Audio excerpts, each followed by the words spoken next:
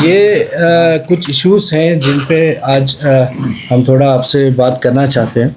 सबसे पहले तो जो डेली वेजेस का जो सैलरी हाइक का एक ये आया है नोटिफिकेशन गवर्नमेंट की तरफ से, तो ये एक बहुत बेहतरीन एक स्टेप लिया है यूटी एडमिनिस्ट्रेशन ने एमएचए की तरफ से कि जो लॉन्ग पेंडिंग डिमांड्स थी डेली वेजेस की उसको फुलफ़िल किया गया है। हम इस स्टेप को वेलकम करते हैं, एलजी साहब को इसका मुबारकबाद देते हैं और साथ ही साथ हमारे एमपी साहब का भी इसमें ये रहा है, तो उनको लिए भी हर किसी के लिए मुबारकबाद है डेली वेजेस के प्राइस उनकी जो सैलरी हाइक को लेके। तो साथ ही एक इशू है जो पीएससी को लेके है, हमारे जो लद्दाख पब्लिक सर्विस कमीशन का जो फॉर्मेशन है उसको लेके है। पिछले 6 साल से हम सुनते आ रहे हैं कि लद्दाख में अलग पीएससी बनाया जाएगा, लद्दाख के लिए एक अलग पब्लिक सर्विस कमीशन बोर्ड बनाया जाएगा, लेकिन कहीं पे भी उस चीज़ के ऊपर ना कहीं कोई गवर्नमेंट प्लेटफॉर्म पे कोई डिबेट नहीं है, कोई कुछ नहीं है। अगर हमारी केडी और एपेक्स जो है वो पिछले 3-4 सालों से 4-5 सालों से जो 4 पॉइंट एजेंडा के ऊपर काम कर रही है, लेकिन उसके ऊपर हमें दिख नहीं रहा है कि कोई गवर्नमेंट जो है कोई सीरियसनेस दिखा रही है या कोई कंक्रीट सोल्यूशन जो है हमारे यूथ के लिए ला रही है। अभी हमारे जब से यूटी बना है तब से हमारे पास ये आउटसोर्सिंग का इशू जो है वो बहुत बढ़ गया है। आउटसोर्सिंग जो है आप लद्दाख के यूथ के साथ एक धोखा कर रहे हैं हमारे हिसाब से।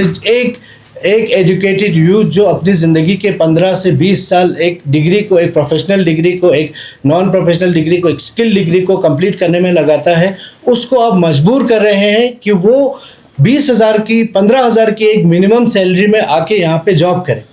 ये सबसे बड़ा धोखा हमारे यूथ के साथ, हमारे एजुकेटेड यूथ के साथ हमारी यूटी एडमिनिस्ट्रेशन या सेंट्रल गवर्नमेंट इसमें रिस्पॉन्सिबल है, जो ये धोखेबाजी हमारे साथ चल रही है यहाँ पे।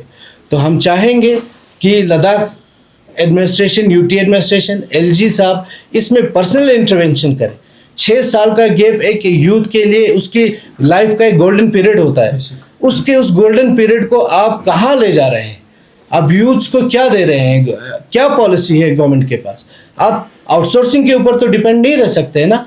आप हर टाइम अभी जैसे समग्रा का एक इशू है, समग्रा के इशू पर वो क्या कर रहे हैं कि हर साल नया रिक्रूटमेंट निकाल रहे हैं और इसी चक्कर में आप साल के 2 महीने तो उसी रिक्रूटमेंट प्रोसेस में लगवा रहे हैं। और अब कोई किसी को कहीं दूर दराज जब भेजा जाता है तो वो बीच में छोड़ देता है, तो सफ़र एट द लास्ट फिर से हमारे स्टूडेंट्स कर रहे हैं। तो इस चीज़ के लिए एक कंक्रीट सोल्यूशन की ज़रूरत है।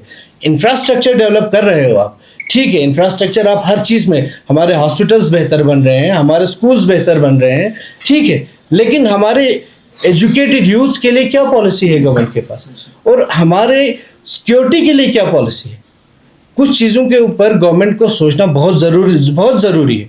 6 साल तो आपने हमारे निकाल दिए कि पीएससी बनेगा भाई, बनेगा बोल के, लेकिन अभी तक पीएससी के ऊपर कोई भी हमारे पास कोई कंक्रीट सोल्यूशन नहीं है।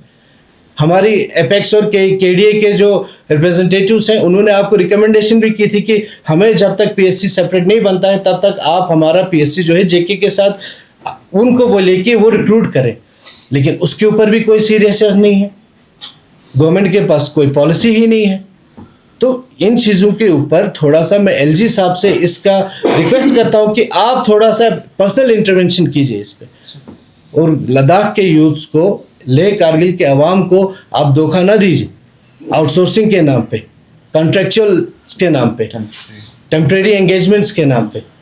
ये धोखेबाजी नहीं होनी चाहिए हमारे यूथ्स के साथ, हमारे लड़कों के साथ। ये बहुत बड़ी एक प्रॉब्लम है। उसी तरह कल एक नोटिफिकेशन जैसे जम्मू कश्मीर में जेकेपीएससी के थ्रू जेकेपीडीसीएल ने 292 पोस्ट्स इलेक्ट्रिकल इंजीनियर्स के कल के कुछ 1-2 दिन पहले उन्होंने नोटिफिकेशन निकाली। आप उठा के देख लीजिए, 2016 में इलेक्ट्रिकल इंजीनियर्स का रिक्रूटमेंट हुआ था जेकेपीडीसीएल के थ्रू, जिसमें हमारे कारगिल के, लद्दाख के, लेह के भी लड़के सेलेक्ट हुए थे, लेकिन तब से लेके अभी तक इलेक्ट्रिकल इंजीनियर्स को डिप्राइव किया गया है। उनके लिए कहीं पे भी कोई पॉलिसी नहीं है। उसी तरह बीएड के जो स्टूडेंट्स हैं, बीपीएड के जो स्टूडेंट्स हैं, उनके लिए कोई पॉलिसी नहीं है। या तो फिर आप बंद कर दीजिए जो कॉलेज आपने खोल के रखे हैं इलेक्ट्रिकल, यहाँ पे जो इलेक्ट्रिकल इंजीनियरिंग्स करवाते हैं, जो पॉलिटेक्निक्स करवाते हैं, उनको बंद कर दीजिए। फिर हम बैठेंगे अपना काम करेंगे, जो कुछ ना कुछ हम संभाल लेंगे। आप ये इंफ्रास्ट्रक्चर जो है वो डेवलप करना भी छोड़ दीजिए। फिर इतने सालों से 6 साल का गैप किसी के लिए आम बात नहीं। जो जिसने 2019 में पास आउट किया होगा उसके लिए आज 6 साल बहुत बड़ी बात होती है सर। तो ये चीज़ों को एड्रेस करना यूटी एडमिनिस्ट्रेशन को, ये बहुत ज़रूरी पॉइंट्स हैं, इनके ऊपर एड्रेस करना चाहिए और बहुत जल्द करना चाहिए। चलिए, ये इशू से रिलेटेड अगर हम पूरे और लद्दाख की इश्यूज की बात करें, मंजूर साहब से मैं इसका आंसर जानना चाहता हूँ। जो कमिटी जो फ्रेम किए गए थे कारगिल डेमोक्रेटिक अलायंस और साथ ही साथ एपेक्स बॉडी के हवाले से बात करें, और इंडियन यूथ कांग्रेस जो आप लोगों का है, डायरेक्टली आप लोग भी कारगिल डेमोक्रेटिक अलायंस के साथ आप लोग जुड़े हुए हैं डायरेक्टली, इसमें कोई शक नहीं। और कल रिसेंटली जो खुतबा हमारे जनाब वजीरुल इस्लाम शेख नाज़िर मेहदी साहब का भी आप लोगों ने सुना होगा। तो मंजूर साहब किस तरह देखते हो केडीए को लेके? एपेक्स जो है अपनी जगह बेहतरीन अपना जो भी मुद्दे है वो उठा रहे टाइमली, कारगिल डेमोक्रेटिक अलायंस आप भी जुड़े हुए हैं, क्या कहोगे आप इसमें? कल जिस तरह आपने सर कहा कि शेख नज़ीर साहब ने अपने खुतबे में कहा कि केडीए को भी अपनी ज़िम्मेदारी उठानी चाहिए, जहाँ तक मैंने उनका स्पीच सुना, और उन्होंने कहा कि अगर आपसे नहीं होता है या कुछ होता है तो आप जवानों को इन चीज़ को, ये चीज़ मैं कहना चाहूँगा सर कि जो हमारे केडीए के मेंबर्स हैं, हमारे कमर अली आखून साहब है, असगर अली करबलाई साहब है, अलहाज, तो ये जब पॉलिटिकल इश्यूज़, जब ये सारी चीज़ हमारे डिस्ट्रिक्ट्स में या कोई भी इश्यूज़ के ऊपर, मैं ये मानता हूँ कि ये लीडर्स बहुत ही सक्षम हैं इन चीज़ों के ऊपर बात करने के लिए। तो केडीए का जहाँ तक है का आज ही उन्होंने अपना एक प्रेस रिलीज़ और एक आपको स्टेटमेंट दिया है जो रिक्रूटमेंट पॉलिसी के ऊपर उन्होंने कहा है। और सेकंड चीज़, जो MHA जो टॉक्स डिले कर रही है उसमें तो सफ़र केडीए ही नहीं हो रहे, उसमें एपेक्स भी हो रहे हैं। बेशक एपेक्स अपने हिसाब से कुछ प्रेस कॉन्फ्रेंस करके ये बता रहे हैं कि टॉक्स को आप रिजॉल्व कीजिए, तो वो मैं खाली एपेक्स या खाली केडीए की जिम्मेदारी नहीं समझता हूँ। वो हर एक लद्दाख वासी जो भी सोसाइटी के लिए काम करना चाहते, जो भी आपके मजहबी इदारे हैं, जिस तरह शेख नज़ीर इस मुद्दे को उठा रहे हैं, कल IKMT से भी आ जाए, कल ये अंजुमन साहिब ज़मान से भी आ जाए, तो इन हम सब को बहुत ही ये कंसर्न रहना चाहिए कि ये टॉक्स क्यों डिले हो रहे हैं। क्योंकि जब तक ये टॉक्स डिले नहीं होंगे तब तक आमिर भाई ने भी कहा जो पब्लिक सर्विस कमीशन जो हमारा था, तो इसके ऊपर भी हम कोई बात नहीं आगे बढ़ा सकते, क्योंकि इन टॉक्स की डिले होना ये साफ दर्शाता है कि जो सेंट्रल में बैठी हुई सरकार है वो लद्दाख के प्रति और हमारे जो 4 पॉइंट एजेंडा के प्रति उनका कोई अभी सीरियसनेस हमें नहीं दिख रहा।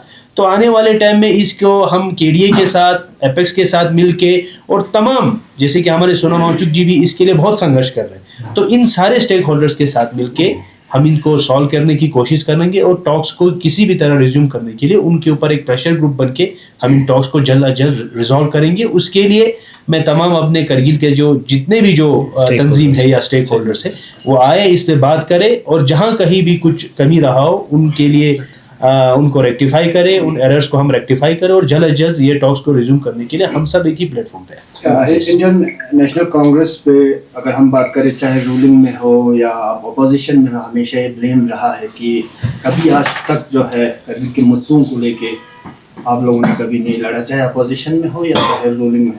देखिए तो सर, मैं डिस्ट्रिक्ट कांग्रेस करगिल की बात नहीं कर रहा हूँ, Indian national Congress youth Congress की बात कर रहा हूँ, तो किस तरह देखते हो आप इसको? सर, जब से हमारे इलेक्शन होके जब से हमारी बॉडी ये बनी है, तो तब से हर प्लेटफॉर्म पे, जब भी अभी रिसेंटली समग्र के टीचर्स का जो इशू था, प्लस उसके बाद जो बीपीएड जो हमारे फिजिकल एजुकेशन के जो बच्चे हैं जिन्होंने बीपीएड करने के बाद अभी तक उनके लिए कोई समग्र के थ्रू या यूथ स्पोर्ट्स एंड एसोसिएशन के थ्रू कोई भी ऐसी पोस्ट नहीं है कि हम इन बच्चों को भी आउटसोर्सिंग के थ्रू ही, क्योंकि अभी तो पूरे यूटी लद्दाख में आउटसोर्सिंग ही चल रहा है, इसी के थ्रू भी हम इनको किसी भी हद तक कुछ एम्प्लॉयमेंट दे पाए।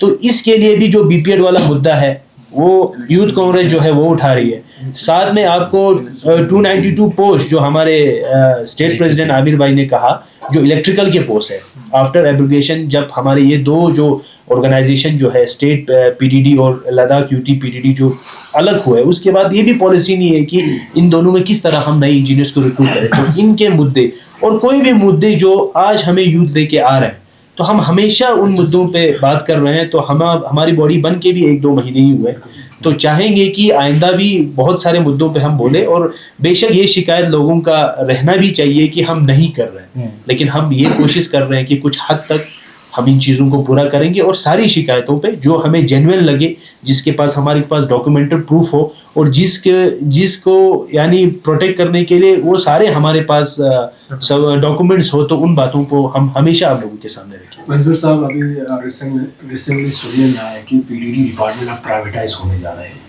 ऐसे में ये भी सुनने में आया कि अब इलेक्ट्रिक बिल जो है हाई भी हुआ है, तो इसको लेके कांग्रेस का क्या टेक रहेगा और आपकी तरफ से किस तरह के इनिशिएटिव लेंगे कि आवाम के इन मुश्किलात को हल करने के? देखिए सर, आपने देखा होगा मूसा साहब, आपके ही गांव के लोगों ने एक प्रेस कॉन्फ्रेंस किया था आपके थ्रू, जिसमें प्राइस हाइक की बात थी। और मैं खुद भी अपने गांव में या अपने इलाके हर जगह से जहां से भी हमें रिस्पॉन्स आ रहा है, ये कह रहे हैं कि पीडीडी के बिल्स में हाइक। तो इसमें सरकार को इंटरवीन करना है। और हमारे जो लद्दाख ऑटोनोमस हिल डेवलपमेंट काउंसिल की जो अभी सरकार है, जो एग्जीक्यूटिव काउंसिलर जो इनके साथ अभी कोलैबोरेट में है, उनको आना चाहिए और इनको देखना चाहिए कि ये क्यों आ रहा है।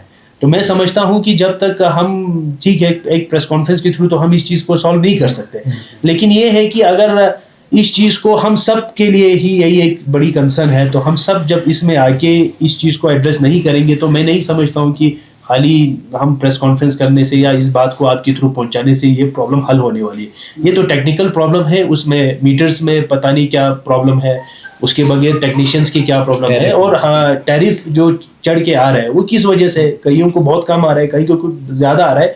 तो एक नया सिस्टम हमारे इधर, नया टेक्नोलॉजी हमारे, नया मीटर सिस्टम आया है, तो उसको कंसर्न डिपार्टमेंट को साथ में लेके सॉल्व करने की ज़रूरत है सर। Thank you.